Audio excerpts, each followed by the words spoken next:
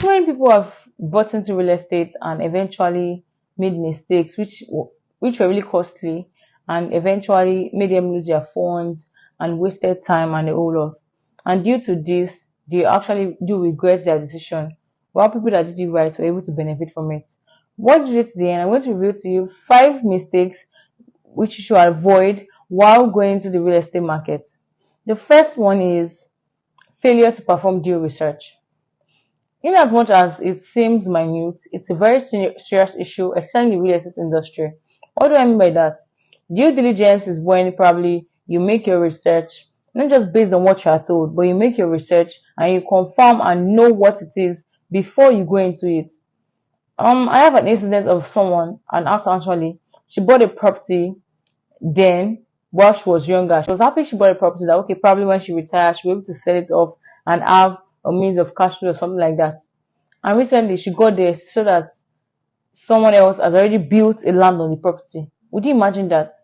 And unknown to her, the property she bought was sold to someone else before. So after they even sold to her, they now sold to someone else again. That means 3 owners on a particular plot of land. I don't know if you get what I'm saying. 3 owners on a particular plot of land. So this made like, and this can only happen due to Omonile. Omonile, these are land grabbers. They actually perform. They do and undo if you deal with them. So that's one of the reasons why I like perform your due research. Okay, this land, who are the owners? What title does this land have? Is it a gazette? Is it a CFO? Or is it an institution in view? Or is CFO in view? What kind of titles and process? Because titles are very, very important in real estate. On our next episode, I'm going to go details into titles, what are they and what they signify. Is it possible to use your documents with each title? And I'm going to clarify this and go into this, break this down to the smallest details. Anyways, titles are very important. You need to know your titles. Okay, is this your voice? Is it edition? Is it gazette? Is it even a freehold or it's committed? It's like because some properties can even be committed under government acquisition and the government will end up acquiring it, and the government will not compensate if the government acquires your land. And do you know what that means? That means that and before the government can even acquire your land, that means the property has been under government acquisition. And most people don't know. You just buy land randomly and feel that okay, I can do it myself. I don't need anyone to guide me through. No, you can't. You need to meet the professional. Work to people like us that have been into the game for a while to be able to guide you through the process so you don't take the wrong steps while acquiring property. Another mistake people make is putting family ahead of professionalism. This something recently happened. Yeah, something recently happened. They just got to know. Imagine you wanting to buy a property and you want to buy a house, and your wife said that, my dear darling, don't buy this house. Rather, don't make actually let's make a down payment of 40 million and spread the balance for like how many months. But eventually, the wife was like, darling, don't buy this property. Don't make this money. Rather, resign from your work. Do a business. When you do a business, the profit from it is used to buy the house and you rent the house that we will live. When you rent a house and you buy a car, so at least you'll be able to be okay and you'll be able to get more money. Eventually, the husband didn't buy the house. He was actually supposed to be my client. Then he didn't buy the house. Then do you now know what happened? Long story cut short, the wife was one who initiated business. She did business and they eventually bought a car of like 25 million naira. They did a business. He rented an apartment where they were staying, and eventually the business crashed. Wow. Can you imagine? This life is actually not certain. It can be it's possible for him to have done a business and would have, the business would have thrived and would have been successful, fine. But real estate is something that is certain. It's not about, other things are fine, there are risks in everything you do. Stocks are volatile. Business world is even volatile. You don't know tomorrow. So it's risky. But real estate is something that you can see. Even if it's a property for residential or property for investment, you know that okay, something that you can see. So probably when the things are not going as smooth as you want it, you can sell off and be alright. At least use that one to guide back. I don't know if you heard the story about Mr. Femi Otedela sometimes, but when he was actually broke. Yes, there was a time the wealthy Mr. Femi Otedela was broke, and what he used to gain himself back was the property he had. He had several properties. That's what he needed to set off to be able to get himself back.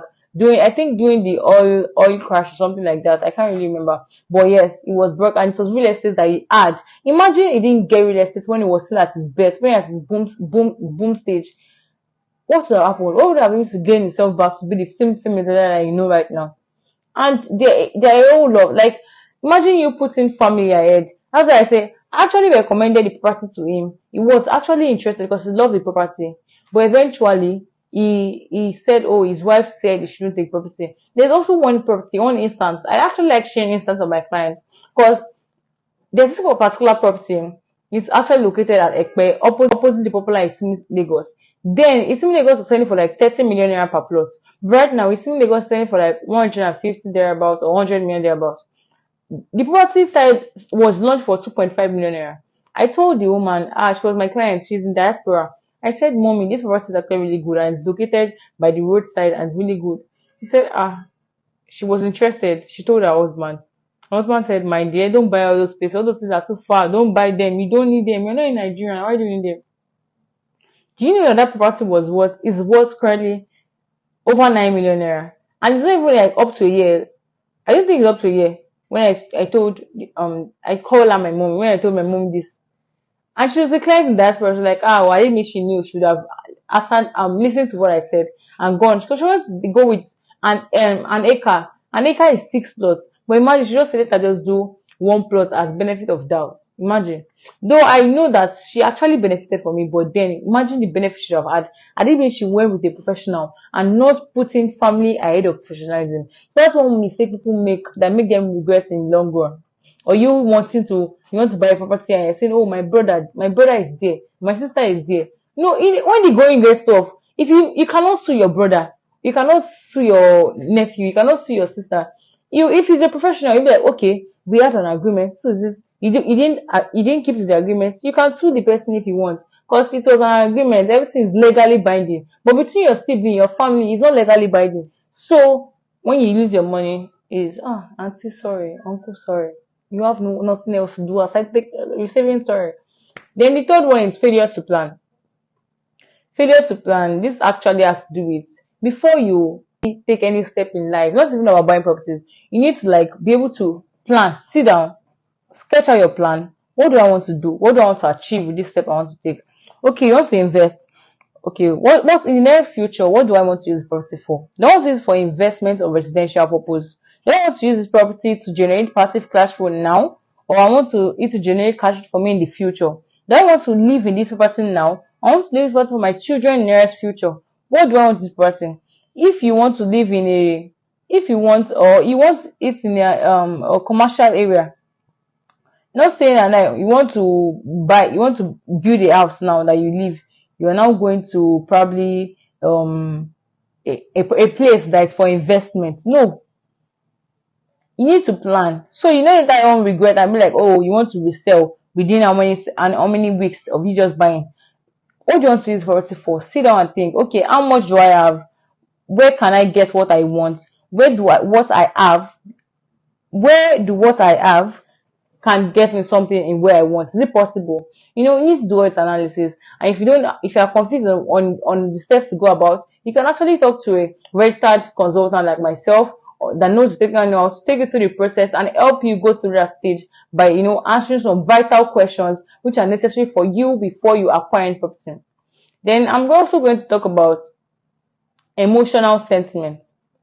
Emotional sentiments, this actually has to do with people that are so, they are so emotional while investing. Even if while trading or while doing the business, it's not good to emotional. Rather be logical. Most people will feel that, okay, I'm from Ondo State or I'm from Anambra. I cannot buy a property I'm from Anambra. I am from Enugu. I am from which place is not developed yet. I can't really remember. I'm from Togo or something like that. So I can't buy a property yet. No, that's you being emotional. Obi Kubana recently bought like acres of some properties right there in Ekpe also. And this man is actually a full-fledged Igbo man. He's not made in Lagos. Some will be like, if what happens, What will happen if I buy a property in Lagos? No, it's much more than that. You need to be logical about your investments. Even if anything wants to happen, it's not your property anything is going to happen to. Definitely not. You know, when you're logical, you'll be like, okay, where are people going to? Where are things happening? Where is the major? Because there's a popular quote that you buy property, you look at where people are going to, then buy property before they get there, and you position yourself. So when they are coming to buy from you. They're the one enjoying the capital appreciation over time because you're enjoying first advantage because you bought earlier compared to people that are now going to buy later when things have started happening. I don't know if you get what I'm saying.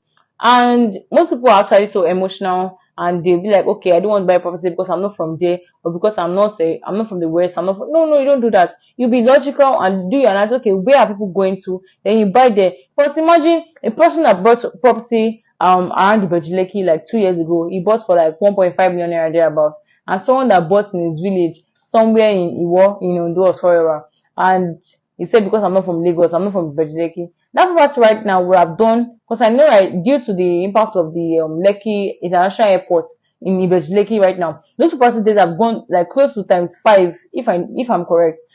1.5 million naira property 2 years ago, right now, is nothing less than 10 million naira, or even like 8 million naira. Don't let me over exaggerate.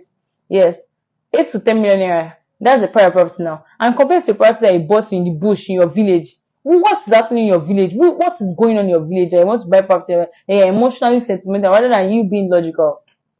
And also, anyways, in all you do, I just implore you to make your due diligence, your research, which is most important. It has to be your documentation, your location, and plan properly before you own any property or think of owning any property at all in Nigeria.